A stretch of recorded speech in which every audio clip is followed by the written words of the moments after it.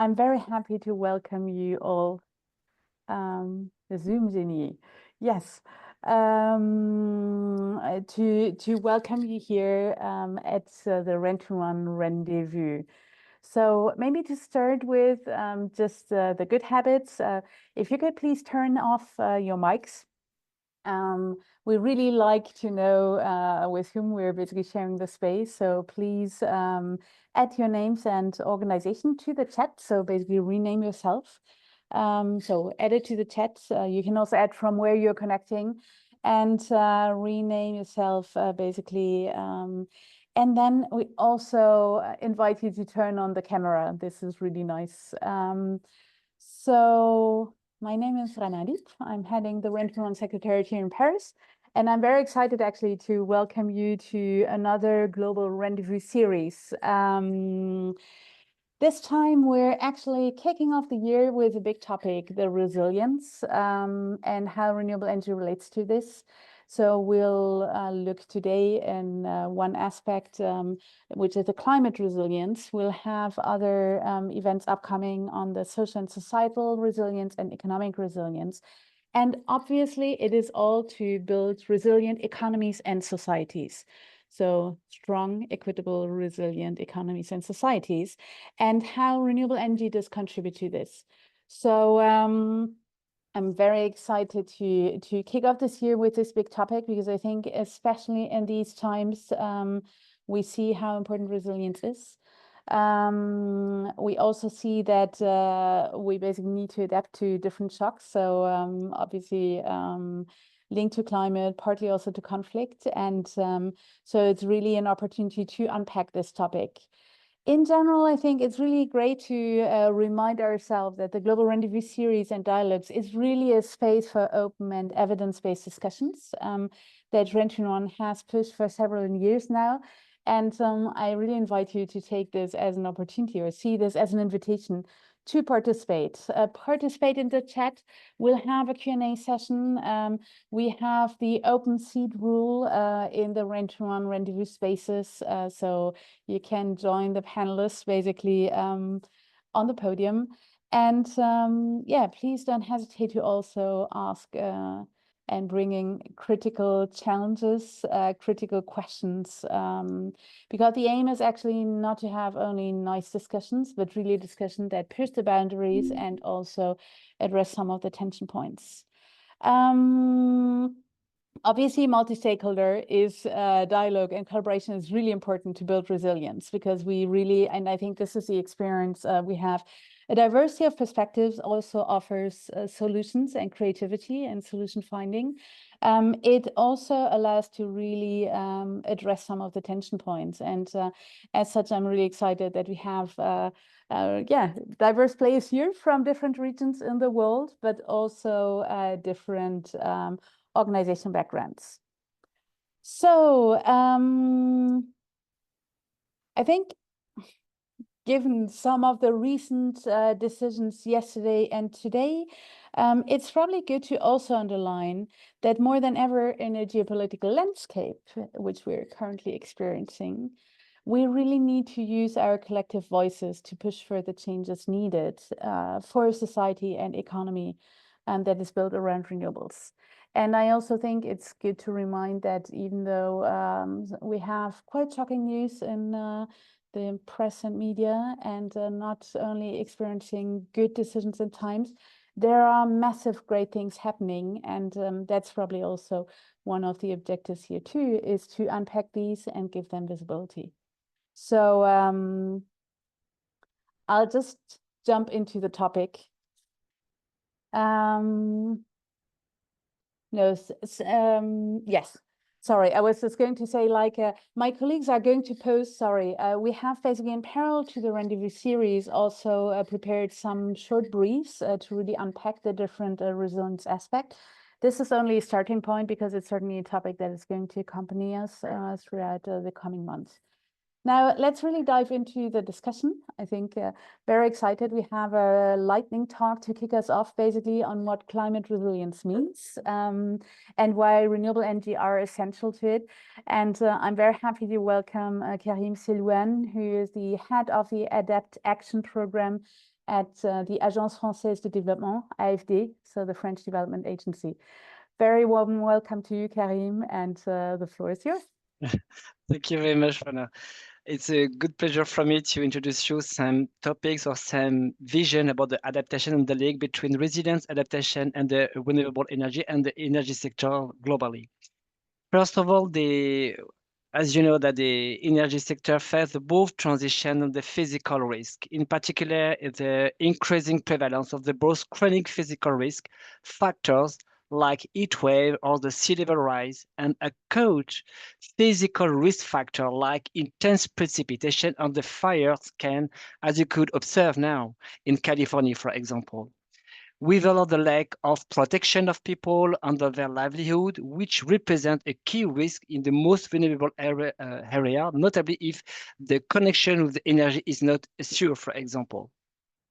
The energy sector stakeholders, public and private sectors, very important to match the both stakeholders, public and private, needs to coordinate and pool their expertise and resources to develop innovative solutions dedicated to the resilience and adaptation specifically to targeted at the energy sectors. The energy infrastructures and sectors should not be understood as a standalone system. It is highly dependent on the infrastructure and the network services that enable it to meet the needs of its occupants and users. Adapting to climate change requires an holistic approach to anticipate the cascading effects that could result from direct and indirect damage. It's very, very, very high top of priority to understand that the energy sector is the key pillar of the systemic approach, notably if you want to plan adaptation strategy for the urban planning or the land planning, for example. We could observe that the key role of the energy system and the energy infrastructure. The energy infrastructure and the system is the result across a close collaboration of the numerous stakeholders. Better coordination of the value chain is needed to structure the global climate adaptation strategy in the energy sector. A radical collaboration is needed to move the needle. Implementation of adaptation measures is carried out of different time scale and require different technical, financial, or legal means. For example, you need to observe if, for example, you share with several administrations the same energy system, or if your system is specifically located in specific geographical area. Sometimes you could have some overlap between energy system and STEM governance of operation of infrastructure, how you could coordinate or to match this separate or specific governance and geographical area. In the same time, in general, developing and disseminating knowledge is a prerequisite for structuring systemic adaptation strategy.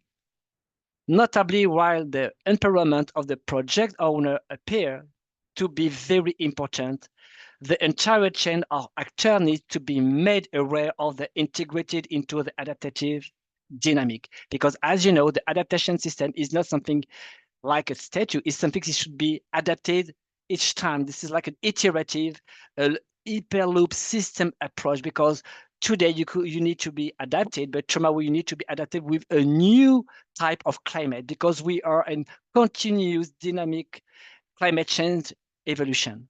That's why your system should be adapted with this dynamic approach. Very important. The energy system is mostly a private investment, however, while government establish an enabling regulatory framework and rely on enabling the power of the public procurement to trigger change to lead market transformation, increased dialogue between all energy stakeholders on the value chain actors is required. Finance and insurance actors like investment bank, private bank, development bank, rating agency, and insurer play a key role in leading market transformation by requiring all the new and refurbishing energy system to comply and align with climate change adaptation criteria and targets. For example, I can share with you now a state of the main observation of the climate change adaptation in energy sectors were as follow. The key vulnerability of the global energy system to climate change include the demand for heating and cooling will encounter significant seasonal shifts. But how you could maintain these seasonal shifts in the context of the climate change? It's a big, important issue. The availability of the cooling water for thermal power generation will be limited, for example. Electricity production will be negatively affected by change in precipitation, temperature, storm frequency, and intensity. Extreme weather events will expose primary energy production, transport, and storage infrastructure to various risks. That's why it's very important to have, I repeat, the systemic approach. The adaptation to climate change is often not perceived as an urgent challenge by many public and private stakeholders. Therefore, measures which improve the resilience of the energy system need to be financially attractive for national institutions and private firms, whilst enabling the cost benefits to be delivered. Adaptation to climate change is often not perceived as an urgent challenge effectively by many stakeholders. The key barriers to adaptation include lack of knowledge, awareness, information and capacity, uncertainty about the future, notably concerning the climate predictive model, but also the track of the economic growth, for example, or the needs, the growth of the needs, for example, or the type of users, market and financial barrier and policy barrier.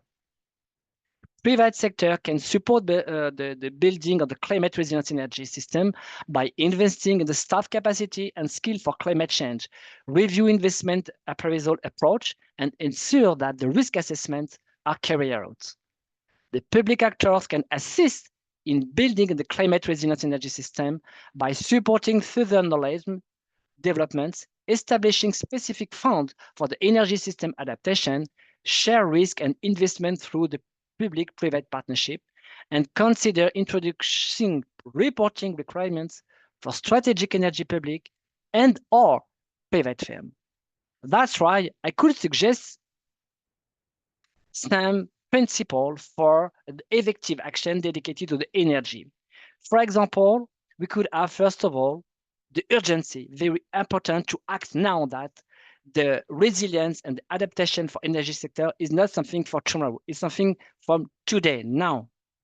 Second point, the stakeholders, to consider the systemic integration of measures for adaptation across the entire value chain of the energy system and production. Three, the process.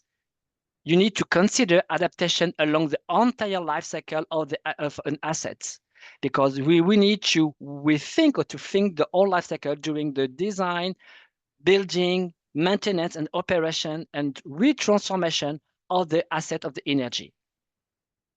Four, very important to make the balance and the tandem with mitigation. This is not too competitive action.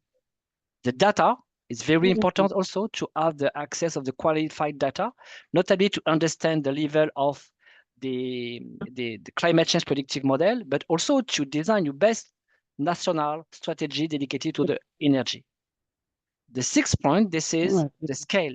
Which scale you need to observe or to manage the adaptation action in the energy sector? Local, national, regional, city scale? The seventh point, this is the green solution to need to mix renewable energy, very important. And the financial principle also, for example, to determine which type of mechanism of finance could support or to encourage or to onboard all the stakeholders to make the shifts in the energy sector to integrate the adaptation in all life cycle of the business and the planification of the energy process. And the last one for me is very important to have the global observation to the local action, because the energy is absolutely a key role to onboard a large scope of the stakeholders to integrate the adaptation to support also the resilience of the energy system. Thank you very much. Thank you very much, Karim. I think it's very interesting to listen to you, looking basically from a resilience side, and then also seeing some of the challenges that are there. And so from one side, we always have like a lot of discussion about agility and how we basically continuous adaptation and learning. And indeed, I think this is something that is always a bit counterintuitive when we're speaking about longer term infrastructure, right? And business models, financial models. So I think it would be, I'm really looking forward to also invite you later to the discussion again, so that you can share some of your thoughts and also your guidance here. Maybe a very quick follow-up question to you, because what so from the renewable energy side, you see, we often see that to some extent the decentralized nature of renewables, also the modularity is a key entry point that allows to basically adapt to climate change, and also allows for continuous adaptation. From the infrastructure side in the theory, but obviously when it comes down to, and you mentioned this, political, regulatory, financial, technical assistance, this is something where we do not always have like a short-term cycle. So is there any guidance recommendations you could share? Yeah. Thank you very much for your question, Rona. And in my point of view, I think that we need to bet all the energy strategy align with the national plan of adaptation. The question is a lag between what we consider what is included inside the national plan of adaptation. But the national plan of adaptation is the only very relevant tool to coordinate all the economical sector, because the energy sector is absolutely linked with the other sectors. That's why if we make some of the siloed projects, siloed approach, siloed strategy, in the end, this is, I think, a big failure. Now, from my point of view, the energy, how the water system, for example, is a very structural system that we could onboard and to justify the systemic approach dedicated to the adaptation without to speak only about the energy sectors. But this is a way to onboard all the stakeholders with one common point, which is the energy sectors. You know, for me, this is the only way, because if you consider the energy is an option, or it's a very short part of the key wall of the national plan of adaptation, I think it's a strong way. That's why the question is how we could make an advocacy to push all the policymakers to integrate in the national plan of adaptation compliance with the NDC. Very important to be to have the match between the both international tools of international climate negotiation, because this is the only tool that we have to target, to accompany all the stakeholders to the adaptation. That's why the role of the REN 21 perhaps is to promote this advocacy, to encourage to promote the role of the energy sector inside the national plan of adaptation. Thank you very much. I think this is going to give us some guidance to explore how the reality and the implementation is really happening in the region. So let's move to the next part of this rendezvous. I am very excited to have a panel here with players that are going to share with us very different regional insights. So let me call you to the panel. Karabo Mokgonyana, I hope I pronounced it correctly, who is a renewable energy campaign lead from Power Shift Africa, an NGO based in South Africa, if I'm not mistaken. And then we have Avril de Torres, Deputy Executive Director at the Center for Energy, Ecology and Development, CEED in Philippines. Hello, Avril. And Marcelino Madrigal, who is Chief Energy Division at the Inter-American Development Bank. Hello, Marcelino. Welcome to all three of you. And actually, I think to kick us off, you have heard Karim sharing some ideas about, I guess, like energy and energy infrastructure at the backbone of all economic activities of our societies. and the importance also in terms of ensuring basically a resilient energy infrastructure, but also how renewable energy can adapt to this, but also some of the challenges. So when we hear systems approach, we're not always trained for this, the organizations are not. We have still lots of silos when it comes to policymaking, etc. Maybe you could, to kick us off, share as your views, the realities in your regions. So who would like to start? Happy to jump in, Rana. Okay, Marcelino, please go ahead. Latin America, Yes. Caribbean. And I know you have some slides to share with us. Thank you. And I promise I will not bore you. I basically, the message here is, hearing from the previous speaker, adaptation is something we need to do now. Why? Because we're seeing the impacts of climate change now. And especially in Latin America, I think what marked 2024 past year on the energy sector is the impacts of climate change, and how do we really need to move quickly, adapting to many things. Winds, and winds have been always an issue in the Caribbean. The Caribbean is hit by hurricanes more than many other regions in the world. The impact of destruction, has get to something close to 2% of the GDP. And there you see real pictures of investments in the Caribbean being destructed.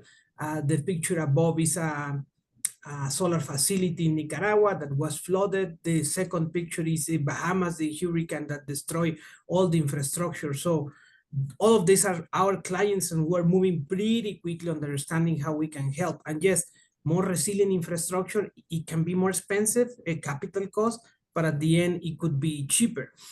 And those are actual pictures of the things we have done in the Bahamas, helping them rebuild, facilities with more distributed solutions. And that's a very important point, Rana. Bahamas is made of many islands, and we have decided to support the government in Bahamas in their strategy to build many mini grids that can be, isolated after, hurricanes hit, which is also has its complications, but definitely is one tool. Droughts and heat waves. This marked past year in Latin America. We had blackouts in Ecuador.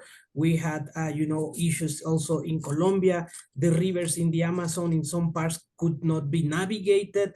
And imagine, what do you do if rivers cannot be navigated? How food gets there, and how diesel gets there to power, these towns that still use diesel. So renewables that are there in those communities are a critical part now to keep the energy flowing in the Amazon. And we are, through our energy access accelerator in the Amazonas, working on that.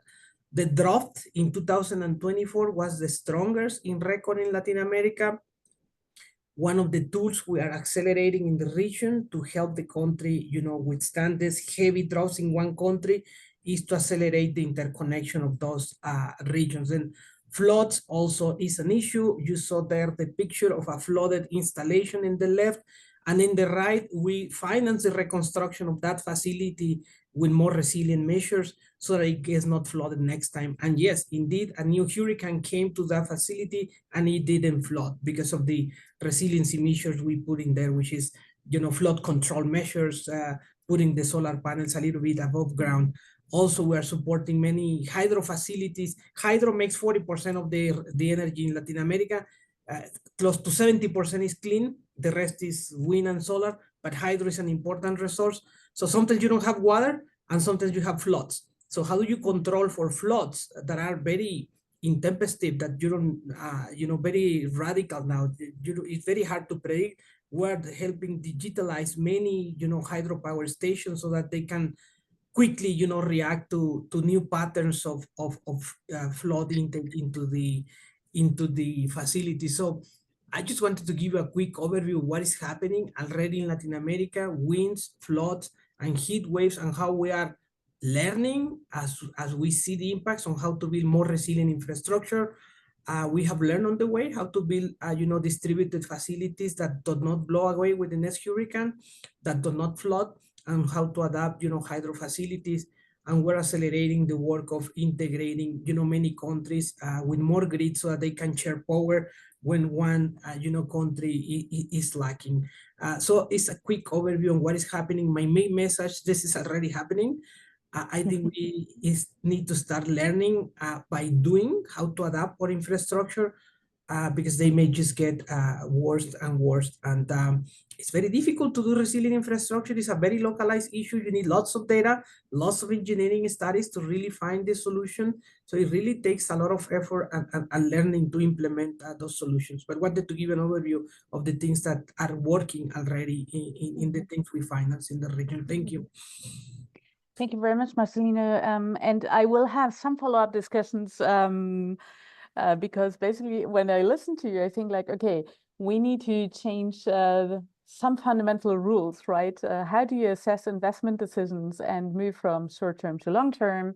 How do you integrate missed opportunities and costs that are linked to the fact that we are delaying basically decisions? I think it's like, if I recall correctly, basically increasing or delaying by 10 years is increasing the cost by sixfold. And I think these are, so what are basically investment decision business models around it?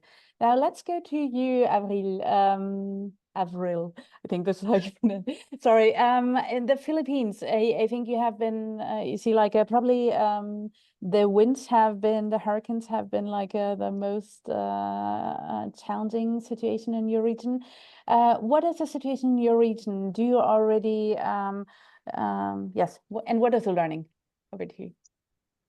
Yes, Rana, in the Philippines and in many Southeast Asian countries, the impacts of the climate crisis is most apparent in terms of disasters.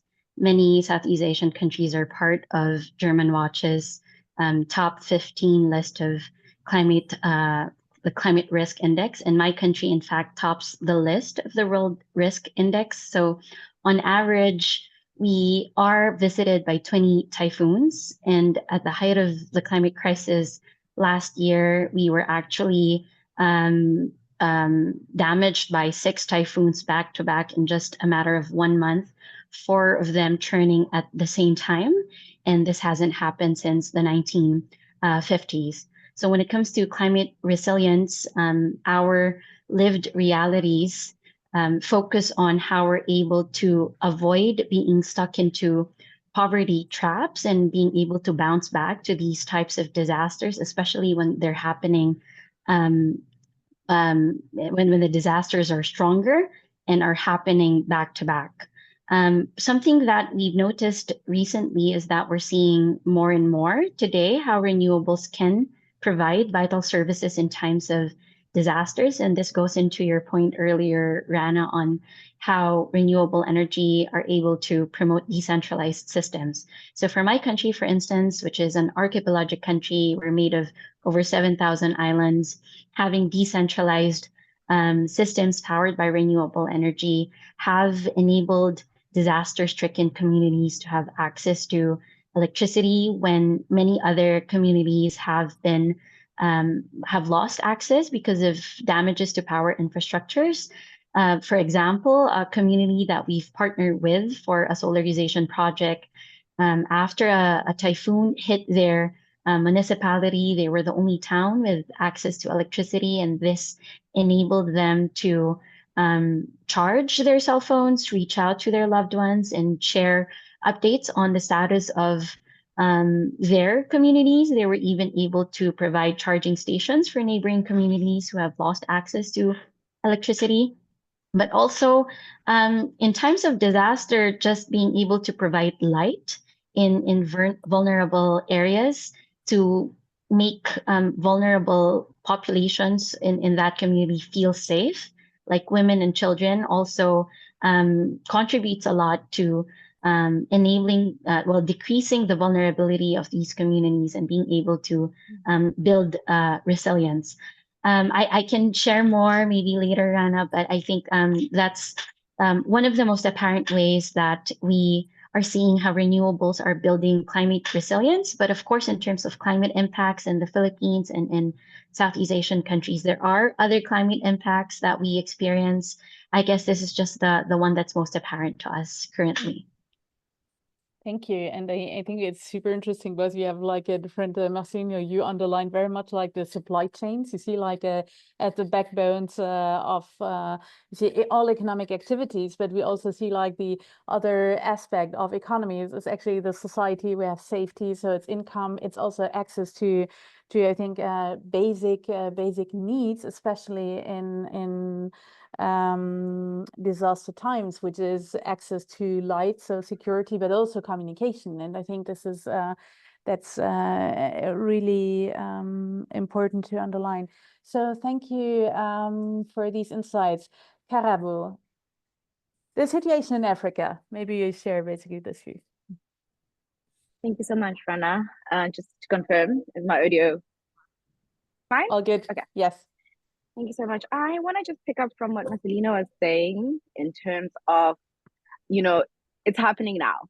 In terms of really the climate change impacts that we're experiencing on the African continent. So we at PowerShift work across the continent, and for Africa, it's a bit of a different reality in that, climate change is definitely disproportionately affecting us. And that is the case because, one, there is an intensity of climate sensitive sectors being dependent on. So there's an economic factor that is there. But also there's then limited resources. So limited adaptive and mitigation capacity, whether it's resources, whether it's technical skills, but also just from a clean energy point of view, the African continent only receives 2% of investment towards clean energy. So we're talking about a resource deficit to even, advance any sort of adaptive measures that need to be, put forward. But there's also socioeconomic challenges that are really faced, whether it is aspects relating to, the gender equality aspect, youth integration, job creation. There's a whole lot of things in terms of just where we are seeing the climate conversation really impact. But more so, the vulnerabilities then are exacerbated because of some of those foundational factors. So when we have extreme weather patterns, like for example, in 2019, we had Cyclone Idai that impacted Mozambique, Zambia, and Zimbabwe. And the impact was massive. So it's not just environmental, it's socioeconomic in nature. We have then institutional incapacity, whether it's from resources, technical skills, to be able to then, come forward and actually assist with those kinds of things. But also the food security component. So there's a lot of food insecurity because, one, the agricultural sector is struggling as a result of whether it's the changing weather patterns, but also in just the ocean, the weather patterns are changing the dynamics of things like fishing and so forth. So food insecurity is becoming a big factor, but also economies then are really suffering. So you don't have a very much an economy that's highly dependent on, well, everybody else says it's informal markets. So you have small scale farmers, you have small scale fisher folks, and those kind of industries are then suffering. So you then have households impacted, economies, local economies dying out, and unfortunately, no resources for adaptive capacity. But also things like water scarcity. That's also a big factor because whether it's the Sahel region or just Sub-Saharan or just the whole African continent, there is water scarcity. So therefore, it's so important for us to really link a lot of the conversation on climate resilience and make sure that the adaptation and mitigation conversation goes hand in hand. And I want to echo what Karim was saying, the silo component. And one of the things that we are seeing is that the conversation on adaptation is a whole different conversation on its own. And the conversation on mitigation is a whole conversation on its own. It's like, we really need to bring it together because the realities is they need to, like, for example, adaptation they need to inform each other in terms of the kind of solutions we are talking about. I just want to give an example with green hydrogen. And the reason why it's partly quite controversial because, one, we're talking about a water-scarce continent in relation to the African continent, but then we still want to then do green hydrogen in the context of water scarcity. So things like having a merger of adaptation and mitigation informing each other is going to be quite crucial because some of the solutions in the clean energy space are not necessarily or are leading to some of the issues that then lead to us needing to adapt. So if green hydrogen is taking all the water, and then we're now facing water scarcity, how exactly are we, aligning some of these solutions? So it's extremely important for the African continent in relation to mitigation, adaptation, I think holistically for everyone, especially in the global south. But also I think then, the issues just around resources are a big factor because they define how we then roll out, renewable energy, how fast we adapt to even just the climate issues that we are facing. So it's quite massive, but also there's aspects of even when we then adapt to renewable energy and with the low investment, is that we are looking at a continent, especially sub-Saharan Africa, where we have over 600 million people who don't have access to energy. So that means that decentralized energy systems or any sort of energy systems are not there for people to even adapt, as decentralized energy systems really contribute to adaptation. So there's a big gap. There's a big gap in terms of 90% of households don't utilize clean cooking. So yeah, we also stuck between access and needing people to actually get to a point whereby we're adapting and mitigating, but there's a resource gap. And I guess that's where then you start seeing a lot of the context on the continent whereby there's governments that are feeding into the fossil fuel industry. And it's like, we're kind of leaving people with no resources, but we want them to adapt and mitigate. But there's only 2% of investment coming onto the continent. So it's like, where exactly are we placing people? So it's unfortunate also, with the things that have unfolded in terms of financial vacuum being placed and the decisions that are made are really impacting the African continent. I leave it there. Thank you very much. I think what is so just quick thoughts on this, because you spoke about data and we're speaking about when you're speaking about the informal sector, etc. So we heard so all of you have shown how important data is. And we think about it, yes, in the infrastructure part, but also when we're looking at the economic activity, there is a whole part that is so decentralized that we don't capture it. So how do we basically really assess the impact of lacking adaptation and resilience on the overall economy and on the economic well-being, I think, of the citizens and households? So I think this is probably something that is quite a data challenge to address, to also put it at the forefront of policymakers. And then I think all of you have also shown or underlined this silo part and competing attention. I think spoke about mitigation, adaptation, energy access, development, economic development, industrialization, hydrogen, etc. And we are competing with a narrative that seems to be still very well controlled and managed of the fossil fuel industry. So then this part between bridging adaptation and mitigation, just sharing one number here. I think we looked at the greatest investment renewable energy for adaptation measures, and we realized that from climate-related development finance, basically 86% went to mitigation, 13 have mitigation and adaptation, and only 1 goes to adaptation. So a question to you, Karim had underlined the importance of the national adaptation plans. What are your views? How do you bring at the national level, at the regional level, the importance of renewable energy and to the forefront of policymakers? Ensure that they find their way into the adaptation plans. And also, what are the needs for, what are the right regulative frameworks which we need? Who would like to jump in? Thank you, Rana. I think the competing sort of agendas, they, in my sense, they are not competing, especially, renewables many times means more resilient systems. So sometimes we're talking about just energy supply in general, and in many cases, some of the solutions are really more resilient. For infrastructure to be resilient, you have to build it well, as we always have done. And actually, sometimes, you can find out that there is that data out there that says that many of the facilities that fail, sometimes it's because they were not built right to start with. So, I think, energy transition, renewables, and energy security in the sense of physical security from climate change impacts are agendas that go hand in hand. So we should start talking about the two things together, not adaptation, mitigation, because we may be doing adaptation when we're doing mitigation. One thing that I think is very important, though, is competing resources, right? Governments are competing for resources, and many times more resilient infrastructure is more expensive.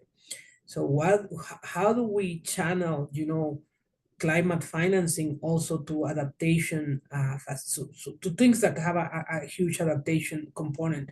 And yes, there are some financing available on that from many, climate funds out there that we have actually channeled to Latin America examples. How do you build a more resilient charging infrastructure for a bus station so that it doesn't flood, when the cities flood? So how do you do that? And we are implementing solutions. One in Panama, the first electric bus route in the country, which include resiliency measures so that the road where those buses go doesn't flood, but especially the charging station. So you can have the same conversation at the same time.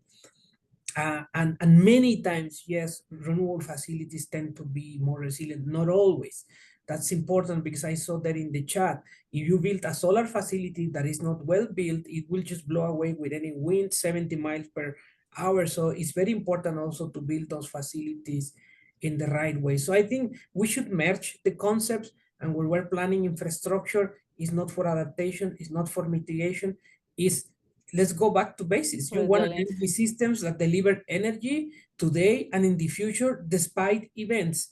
Those events happen to be now more wide and more dangerous, like winds, but we have always planned the energy system to be, to be able to withstand many situations. If a power line goes out, it's just that the risks are wider. So we should just merge the two conversations together. It's about having energy today and tomorrow, despite the circumstances. Because it's about serving people, not climate or adaptation agenda. It's making sure people have energy when they need it and the economies. We just need to take it in consideration the new context we're living in. Mm-hmm.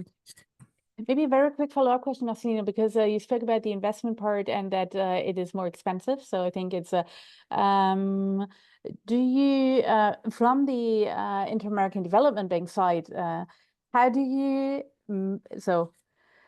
what helps basically to guide investment decisions in the right direction? I'm asking this because I also think at the country level, this comes also from policy and regulatory frameworks and probably changing some of the economic indicators. And I use that word more expensive on purpose, because if you remember, you say it's more expensive capital cost-wise, like the investment in the long run, it pays off. Yeah, sure.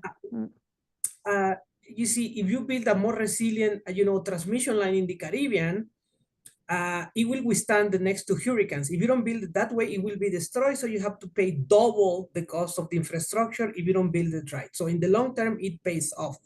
And we have gone through this already with the first deployments of renewables 20 years ago. They were more expensive, and we found a way to, with the right policy, to put in place those systems. So first of all, let's change the way we think about infrastructure. Is life a cost? We need to analyze things on how they cost in their life, not only the capital cost. And yes, capital cost, of course, is very important because you need to attract investment. But in the long run, so it pays off. So you need to have the right, instruments to pay for that extra capital cost. And that is where, climate financing helps a lot. And we have channeled climate finance to these projects that happen to be more expensive, but in the end are better. As we did put subsidies 20 years ago to renewables. Right now, in many cases, you don't need that subsidy. So we need to find those instruments, and we need to find, smarter solutions. And this is a very complex engineering problem in energy facilities. So I think a lot of innovation needs to happen on how we adapt the systems. Maybe there are cheaper solutions out there. I don't know. As you know, solar came down in cost. So as we talk more about how to build more resilient infrastructure, we support new solutions. Maybe new solutions will come. So we also need to support innovation, also to support those things that are more expensive because they are cheaper at the end, so that, you know, things start to develop and more innovation starts to flow into adaptation. Mm-hmm. Thank you. Karabo, I see you nodding. Yeah, I just want to just come in terms of what is it that we do with the National Adaptation Plan, and we move away from that siloship.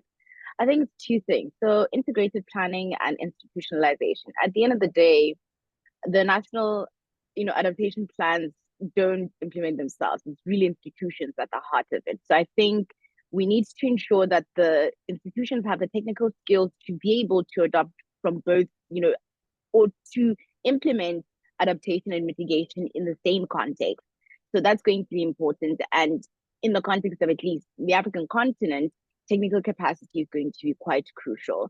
But in terms of the integrated planning, especially when it comes to national adaptation plans, they're not necessarily just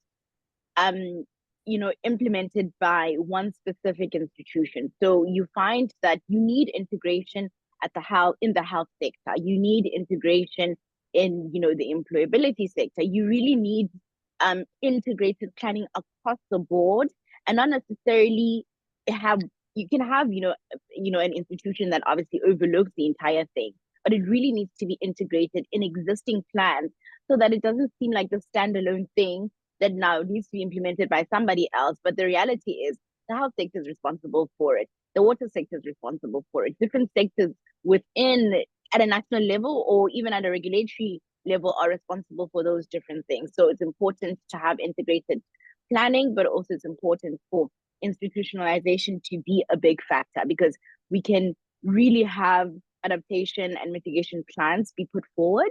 But at the end of the day, if institutions don't have the capacity to take it forward, then nothing is going to happen. Mm-hmm. I'll stop there. Okay. Thank you. That's, I think, often a barrier we hear, right? Even on the NDCs, where it's very often the environment ministry, and where we hear on the implementation in many countries, they even don't have access to the energy plans and the data that is hosted in the energy ministry. So some cultural shifts and institutional shifts here too. Avril, what are your thoughts? Yes, Rana, I do want to speak to that conversation on investments, because we did have an important finding in our report that we published at COP last year entitled Southeast Asia at a Crossroads.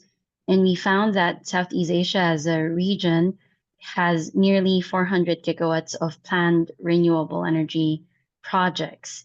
And this is a five-fold increase already from the current capacity. So this is more than the tripling renewable energy target. And when we looked into who are the top financiers of these projects, these are mostly Southeast Asian domestic banks.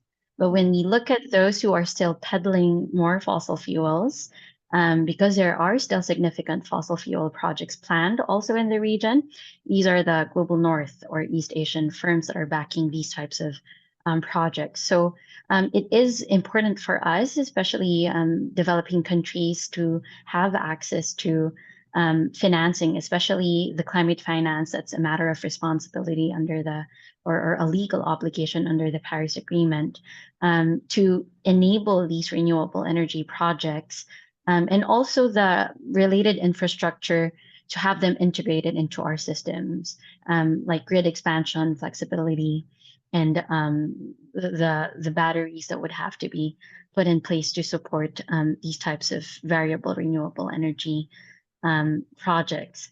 But when it comes to adaptation, maybe speaking in the context of the Philippines, we do have a recently updated national adaptation plan.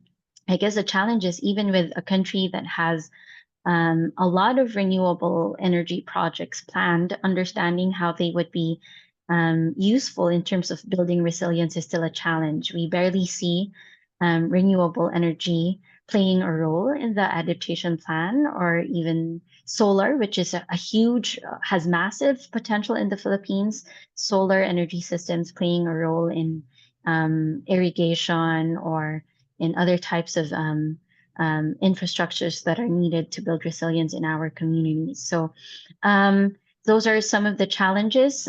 We do have renewable energy as a priority, but we still have fossil fuels planned in the pipeline, and gas is also becoming a challenge for us as it is peddled as a transition fuel, but also the needed financing to make these projects, to ensure that these projects actually push through, and then the understanding of how renewable energy plays a significant role for building resilience of our climate vulnerable communities.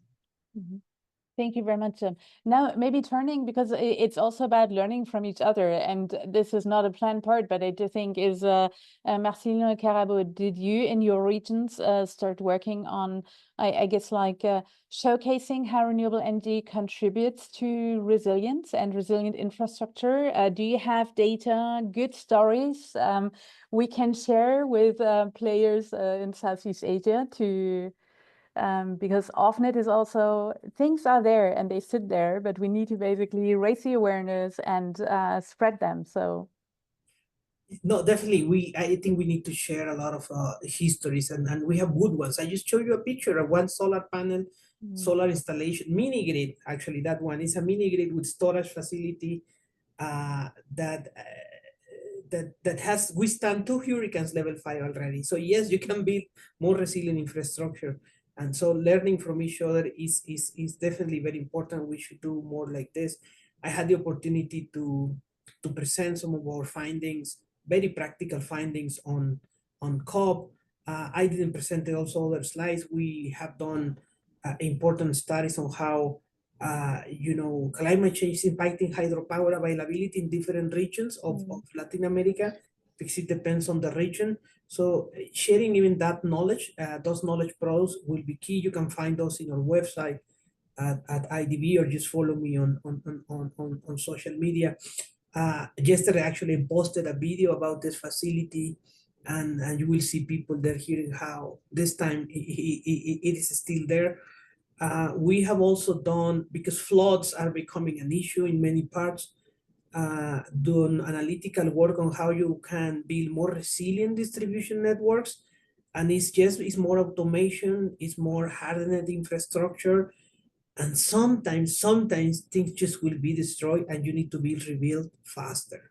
So you need to have response plans that you can deploy to quickly rebuild infrastructure that is properly insured, infrastructure that is properly planned, and you have the build-ready plans for the next time the infrastructure fails, because sometimes really you cannot protect it sometimes in a specific geographic, and you just need to have a plan to rebuild quick, fast, with the proper financial instruments. And there are examples of that, of how some utilities in the eastern part of the US, but also in Mexico, how they have plans that are constant and they are ready for the next hurricane, and how to deploy the crews to rebuild. They have the plans ready and they have the financing ready to rebuild the next time. So so it's a challenge. How to build more resilient infrastructure is very localized. We definitely need to exchange much more knowledge on how to build it stronger. Yeah, I mean, yeah, Pasha, definitely. And let me just share in the comments. We recently released a documentary on Garissa, a community in Kenya. What we're trying to do is heavily focus on what very decentralized and community models that really focus on adaptation and mitigation look like. Because at the heart of it is really one, people, but also how do you really create a system that works for them? And Garissa is a really great example. The documentary itself shows how we also integrate things like the women in the community, because they're responsible for, women are primarily responsible for energy management at a communal level and at a household level. So we've just featured aspects of how then they adapt to the water scarcity within that community, how the combination of adaptation and mitigation in a community energy modeling and climate resilient context really looks like. And we want to heavily do more of that, especially for community conversations, because the conversations can be quite high level. So what does that mean on a reality? What does it mean on a daily basis for communities? And I hope the story of Garissa and Zambia in the context of adaptation following Cyclone Idai really shows how it is that communities can actually do this and how we actualize it with the focus on communities. Mm-hmm. Thank you very much. I think there's one part which I hear from all of you, and Karim had also mentioned it, is like we have global issues, but the solutions need to basically happen locally, because there is the local contextualization is very important. And when we're speaking about obviously the economic activities, etc., the infrastructure, and so on, that is something that is very much it's local and regional players and contexts and solutions, but good opportunity to exchange solutions that already exist. Now, all of you, we had one question: are decentralized energy systems inherently more adaptable, easy to make, more resilient? I think all of you spoke about the decentralization, so I think the answer is yes in most of the cases. Maybe we don't.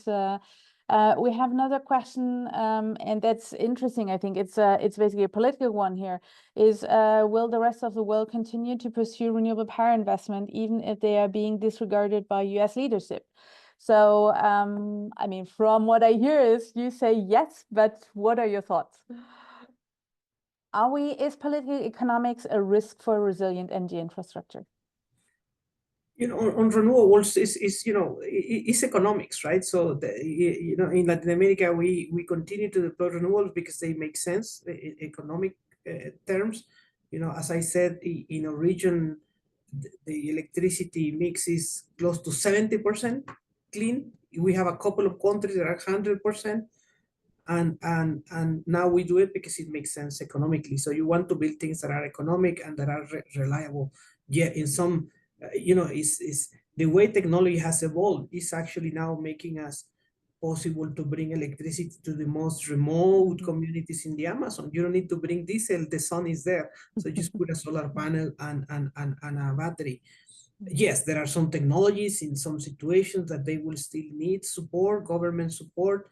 And I think it's, every country needs to make their decisions, but economics have changed dramatically. In a sense that these technologies are good to provide the service. So definitely I think this transition will just continue, and it is consistent with also energy security. You can make systems secure if you rely on this technology. So I think the transformation will continue definitely at different paces in different countries, as it has been always. But the trend will simply continue because it makes sense. Avril, Karabo, thoughts?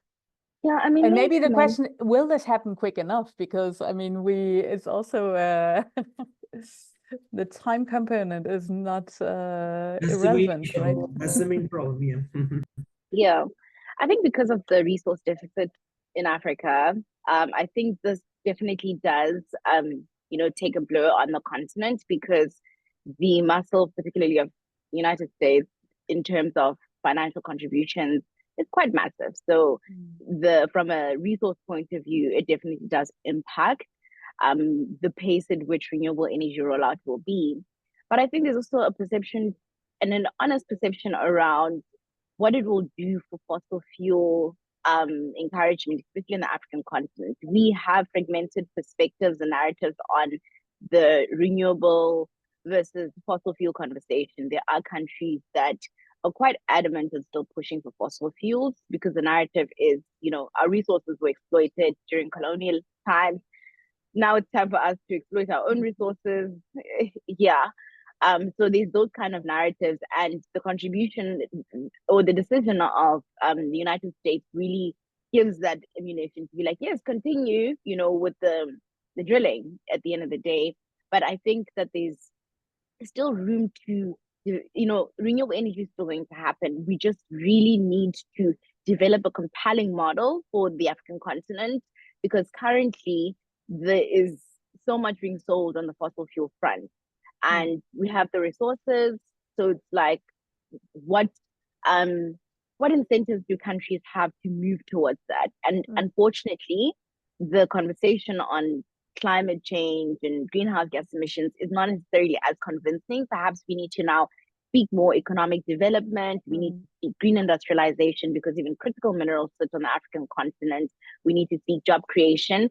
And I think from a government point of view, that could definitely push for renewable energy to go faster. But as for just climate change, greenhouse gas emissions and the impact, it's not moving the needle as fast as we would like it to. Excellent. I think it's also echoing the energy security discussion, right? Avril, I see you would like to join. I'm also going to invite Heather Rosmarin, who has a question. And Karim, please also join us here, because you might also want to contribute to the discussion. Yeah, for the Philippines, and it's similar for other Southeast Asian countries that are archipelagic, country-level energy planning is important. And something that we're benefiting from greatly today is we were able to commission a report from Climate Analytics that already models a 1.5 aligned pathway for our power sector. We have yet to have one for the entire energy sector. But something that we're able to engage our policymakers with are the key findings in that report, which says that it's entirely feasible for us to meet the 1.5 target of the Paris Agreement, and it would have far-reaching economic benefits. So that's something that we also like to highlight in that report. So for example, when it comes to generating jobs, it found that we would have 5 to 7 times more jobs if we align to 1.5, as opposed to the current energy plan, which still has coal and gas and oil remaining until 2050. And of course, in terms of levelized cost of electricity, it would also be cheaper than what's currently planned. And that's also supported by a lot of studies in the Philippines that talks about how expensive fossil fuels are today, and how they're the main cause of power outages and expensive electricity because of imported fuels. So all of these are encouraging more and more policymakers to promote renewable energy, but still we have this threat of fossil gas in our energy plans. And unfortunately, so for our case, we do have a new law that was just recently signed that now provides subsidies and other incentives for gas. And that's something that we're doing alongside promoting renewable energy. Thank you. So it's basically, two pieces of the same coin, as phasing out fossils and phasing in renewables. Heather, you had a question. Welcome. How do I unmute? You are unmuted. We can hear you. Okay, great. Well, first of all, thank you so much, Run21, for hosting this amazing panel, and all the panelists. It was so wonderful to hear from you today. Thank you so much. So I'm just going to share a comment and then go into my questions. So obviously, there's a lot of discussion about Trump.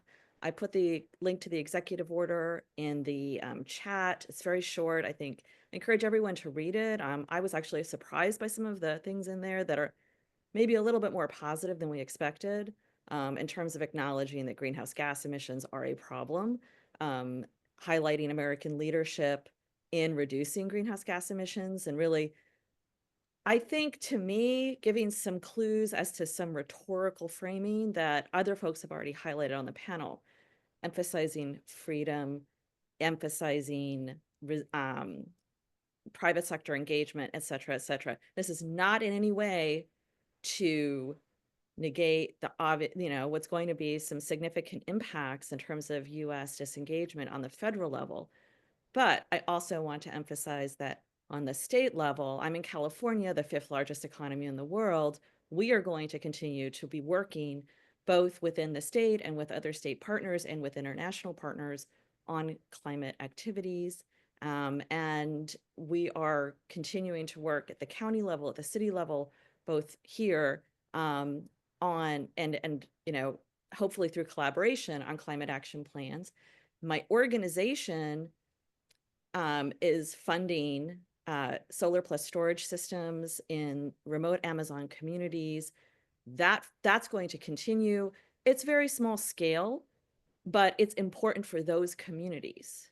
And we're going to continue to do that. And that's completely independent of any policy issues or government financing streams. Okay, so with that being said, what I hear highlighted here are so many important solutions happening all over the world. And having spent 20 years in this space, I still don't see a good platform for sharing those solutions in a kind of community to community way, local leader to local leader way. So just to highlight an example, the IDB, REN21, IRENA, IEA, probably 200 or 300 NGOs are publishing amazing reports, are publishing case studies, are publishing recommendations. And if you go to their website, you see their publications. Where's the integrated platform where I can go and see inspiring case studies from Asia, from Africa, from South America, from the United States about community level action? Now, yeah, you can go to Google Scholar, you can go to academia.edu, you can go to LexisNexis if you have a lot of money. So where is that platform, and how can REN21 play a role in creating that platform of sharing inspiring case studies and solutions so that we can centralized action? So here's just, I'll step in because I think REN21 has indeed a role to play. I'm quite excited to mention that we're kicking off Reboot the World with Renewables. That's tomorrow we have a media event. Next week we have, I think there is the official launch. So the team is going to share it here. We invite actually all of you to, the idea is not to have something that is labeled as REN21, because it's like REN21 is a network. So it's 120 institutional organizations members and 4,000 plus community members. Many of you are actually members. So Parashift Africa, IDB is not a member yet. We're still discussing. We're convincing you. No, but I do think it is really, the idea is here. 350.org, I saw a comment here, is a member. So I would agree. There is a real need to do this, but I also think there is more than only getting these stories out. It is what is the learning of it and how do we implement it? So, and then I must say, like, I need to apologize to the audience because I had in mind that it was ending at 4:15 and not at 4. So we're running over time, but it's super interesting. I would like to give the panelists the opportunity to give a response to this. Also, Karim, to have some closing thoughts. And I take already one learning with me. We will need to go much deeper into this topic and give it more time. So maybe you heard Heather's question, and Karabo, Avril, Marcelino, your responses, thoughts. I think what Heather says is extremely important. How do we share faster the things that are happening, right? I mean, if there is artificial intelligence now, how we could use that to the benefit. We do a lot of that, Heather. I mean, we have brought the communities in Honduras to Ecuador to see a mini grid, the communities Colombia to other places, but the things you can do, sometimes are limited by resources, time. So definitely we need to do more on that, and maybe find a way to use those new tools there to exchange this knowledge. Definitely it's something we need to do more. Maybe we should think about something with artificial intelligence, how to, yes, there are tools, right, that better than Google to find out quickly reports, but beyond that, I think all those advances in AI should help us engineer better transmission lines, better solar panels. I'm pretty sure out there somebody's working on it. But yes, you raise a very important point. We do a lot of that. I'm right now in Mexico City meeting with a development bank to explain how we did something in Colombia to accelerate the energy transition with new financing tools. So we do a lot of that, but more is needed, definitely. Karabo, Avril, Karim, please. So maybe we do this in this direction. These are kind of your closing comments. Karabo. Thank you, Heather, for your question. Thanks, Heather. I mean, I think Marcelino answered the question very well. We need those platforms, and I think AI has a role to play there. But I think more so, I think for me, especially with the shift in terms of like the US and that clarity, I think it's time to start. I think it's an opportunity to start having conversations on South to South collaboration and also what regional integration looks like. I think while it seems like a blow, I really think it's an opportunity. And at least at Power Shift Africa, we are having that perception that perhaps it's time for South to South collaboration. Perhaps it's time to decentralize power as well. It's time for regional integration, to have regional mechanisms play a big role in terms of adaptation and ownership. I think that's the biggest thing. We want, for example, the African continent and African countries to have a sense of ownership and assertiveness in these conversations, whether it's, NDCs or any sort of conversations that we are having, and not necessarily to sit at the end whereby it's always we're the beggar in the conversation. The reality is the resources are sitting on our continent. We need to be a bit more assertive and have leverage in these discussions, but also take care of the people on the continent. And the leadership component, the financing component, institutionalization component are all going to be important, but also the inclusion dimension. So women, youth, indigenous groups, all of that is going to be a big factor. And centralizing it in communities is really going to be at the heart of the success of any adaptation and mitigation plans that we adopt. Thank you. Thank you, Avril. Thank you very much. I don't. Excuse Let's I do don't Avril really, first and then Karim, yes. yeah, not really a lot to add apart from I agree with Heather that this platform is definitely helpful, and hopefully it's something that could help us learn from each other's experience and just be able to think of how do we put power back into the hands of our communities through decentralized renewable energy systems. And thank you to REN21 for facilitating this very insightful discussion. Thank you so much. Karim, you heard our panelists. We had at least 2 more questions. I think the time is far too short for such a great and important topic. So that's our learning on our side. So what did you hear? What are your takeaways, Karim? And maybe additional reflection. Okay, it's very hard because it's very interesting, but what's very interesting that we are absolutely aligned. All the interview, all the elements are absolutely aligned. In my point of view, I think that the question is not to reinvent a new tools, a new box, a new policy, a strategy, but how to articulate what are existing now. Because we are speaking about the national plan of adaptation, but we know that we need to discuss about the decentralization of the action, because the question is how to match the local action and the national. And from the feedback of the Agence Française de Développement, we try to support and to reinforce the national plan of adaptation. And the failure that we find, what we have identified at the very stick point, is how to articulate with the national level, regional level, and the local level. It's very important to have a continuous action. And the problem now is the capacity to access the financial mechanism to support or to invest. We are not, the national level are not the same capacity if you compare with the local authorities, for example. And the question is how we think not the tools of national strategy of adaptation, but the financial mechanism, first of all, notably for the Global South. And the second point, I think, is to rethink also the capacity of all the stakeholders to imagine a new future with the new landscape, because we are speaking of the climate change, but the landscape, the current landscape, are changing now, because the level of the water in the river is not the same.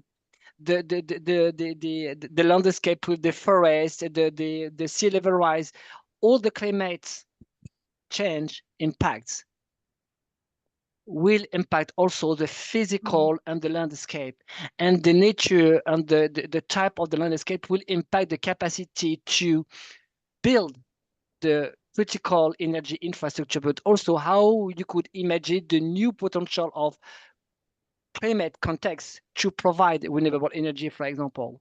That's why it's very important to be more agile, to anticipate, not a very strict action, but an action in modification, evolution, aligned with the evolution of the climate change. This is my point of view. Thank you very much. I will probably add one part is it affects infrastructure and nature and the landscape and the economy and people.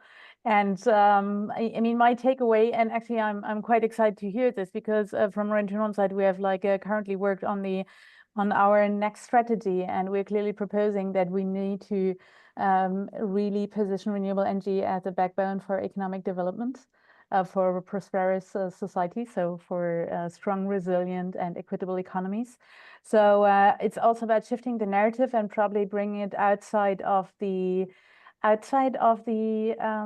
energy bubble, I guess.